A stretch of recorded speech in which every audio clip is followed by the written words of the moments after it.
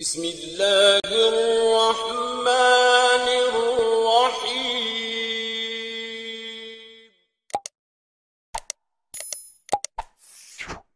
Wilayah-wilayah Islam yang lain kayak Timur Tengah sudah keluar fatwa rokok dimasukkan dalam kategori haram. Alasannya kenapa? Karena kaidahnya tadi, sesuatu yang mudaratnya lebih besar daripada manfaatnya hukumnya haram. Mungkin begini teman-teman sekalian, kalau masih ada yang seorang muslim mungkin yang hadir sini ataupun di luar sana yang masih diuji, masih kena ujian, dia masih merokok, coba renungi beberapa hal. Yang pertama teman-teman, coba cari tahu di rokok, box rokok itu ada nggak tanggal expire.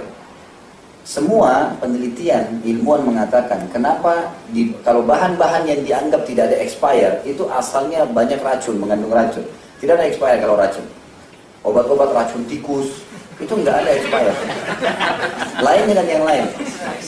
Itu yang pertama. Yang kedua, semua medis, semua dokter seluruh dunia, tidak ada yang tidak sepakat. Semua secara kesehatan itu berbahaya. Dan sudah ditulis di rokok kan, penyebab importer lah, penyebab inilah, kanker lah. Sekarang sudah mulai pemerintah datangkan gambar foto. Saya nggak tahu nih, maaf teman-teman yang masih beli, itu gambar kelihatan atau enggak saya nggak tahu.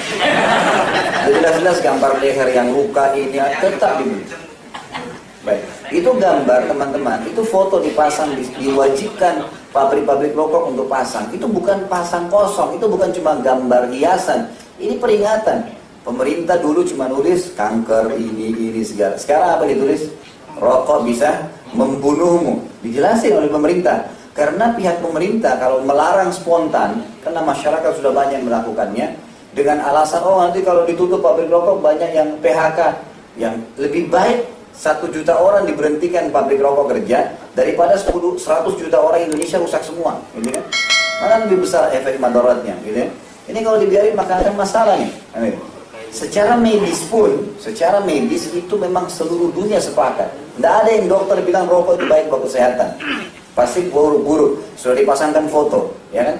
Sudah jelas dokter-dokter memberikan. Sekarang pemerintah tulis dengan besar. Sayangnya gambar orangnya besar, tulisannya kecil. Mestinya tulisannya itu rokok bisa membunuh besar, rokoknya di bawah kecil. Mestinya gitu. Supaya memang karena sudah tulis begitu saja masih dibeli, bisa membunuh masih dibeli kan gitu. Ini subhanallah, ada manusia, Bapak Ibu sekalian, ada manusia diberikan peringatan dengan lisan sadar. Ada manusia memang subhanallah dicambuk dulu baru mau sadar.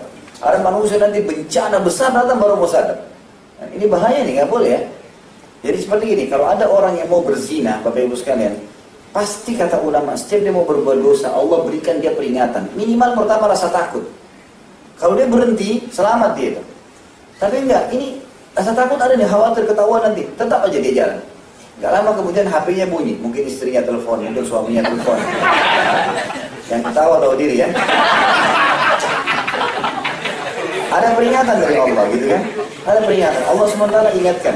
Sadar gak dia? Enggak, ngotot, tetap ke hotel. Baik, tiba-tiba ketemu temannya, tiba-tiba ketemu bawahannya, tiba-tiba ini ngapain sini? Oh enggak, cuma mampir. Dusta lagi. Perempuannya disuruh sembunyi atau apalah. Kemudian tetap ngotot. Terjadi di Mesir teman-teman sekalian. Fakta lapangan. Ada satu hotel diingatkan oleh pemerintah Mesir. Ini nggak boleh. Terkenal sekali tempat perzinahan yang luar biasa. Orang-orang konsumennya sudah banyak yang datang selalu gitu. Diingatkan karena tutup, buka lagi. Ada yang sobo, ada yang gini. Terjadi sekali Bapak Ibu sekalian, gempa, rubuh tuh hotel.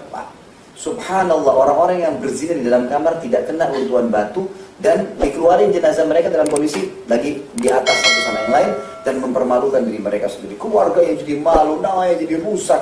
Karena tahapan peringatan tadi, rasa takut, rasa khawatir, terus tidak mau. Sama kalau kita ibadah, Bapak Ibu kalau lagi azan, saya ada peringatan tuh azan, sholat tuh. Tangkap dah tuh. Kalau segera berdiri tangkap sholat itu dapat sudah. Tapi ini enggak. Nanti pelan-pelan Allah buat kalau dia tetap tidak sholat lewat ada ketekanan jiwa. Ini. Coba kalau Bapak Ibu lagi azan, sholat dengar nih orang sholat, dia tetap di komputer, ada ketekanan jiwa pasti. Kalau orang muslim pasti Allah kasih tuh. Dia merasa berat. Kenapa ya nggak sholat? Nanti aja. Tunda sebentar aja dia saya sholat. Sebentar lagi, kalaupun dia sholat, beda sudah. Khusyuan yang Allah kasih di awal waktu dengan setelah itu sejam 2 jam beda. Pasti beda. Jadi sisi ibadah begitu, sisi maksiat juga begitu. Jadi kan? Subhanallah seperti itu. Kemudian teman-teman sekalian, dari sisi yang lain, ini saya berbicara fakta-fakta lapangannya ya. Tadi sudah jelas dia tidak ada expire karena banyak komponen dari racun. Semua medis dunia sepakat itu berbahaya buat kesehatan. Pemerintah pun sudah memasangkan foto, diwajibkan kok. Pabrik-pabrik rokok ditulis bisa membunuhmu, gitu kan? Ini juga masih belum membuat engah. Ada fakta-fakta lain teman-teman sekalian. Fakta lain sekarang dukun-dukun. Kalau saya pernah bahas di sihir ini ya, waktu kita bahas dosa besar ketiga masalah sihir. Dukun-dukun sekarang kalau pergi ke gunung-gunung mau berhadap kepada setan-setannya, di sesajen apa yang dikasih? Ada rokok nggak? Rokok 2 bungkus. Kenapa Bapak Ibu sekalian? Setan suka dengan rokok. Betul. Ini bukan rekayasa. Karena saya waktu kita belajar ilmu tentang sihir di sini, saya kan pernah ajarin cara ruqyah ya. Dan saya pernah sampaikan pengalaman teman-teman peruqyah. Pernah ada teman saya Ustadz Husain ya. Dan kalau saya pernah saya kasih nomornya ke teman-teman untuk hubungin kalau ada masalah di masalah sihir ini. Beliau pernah ngeruqyah, sudah ngeruqyah nih, setannya kesakitan. Saya sakit, ampun mau keluar. Kata saya, baik keluarlah.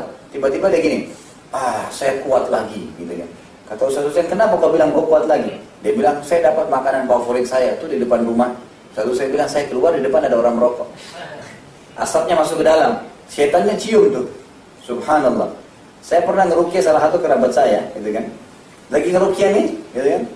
Baik, setannya kesakitan, ampun gini, baik. Lewat ada satu kerabat saya yang lain, habis merokok di luar. Masuk ke dalam rumah, lewat di sebelahnya orang yang lagi diruqyah. Ini depan mata saya ngeruqyah sendiri. Begitu lewat setannya, ini orang yang kesurupan pada gini, kawan.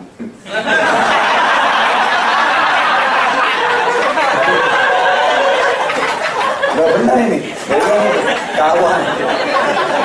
Sampai teman saya, kerabat saya lewat ini, kok saya dibilang kawan? Saya bilang, kau kan merokok.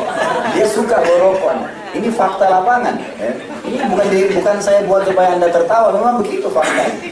Jadi secara medis jelas berbahaya, pemerintah sudah larang, temannya syaitan, suka dia dengan itu.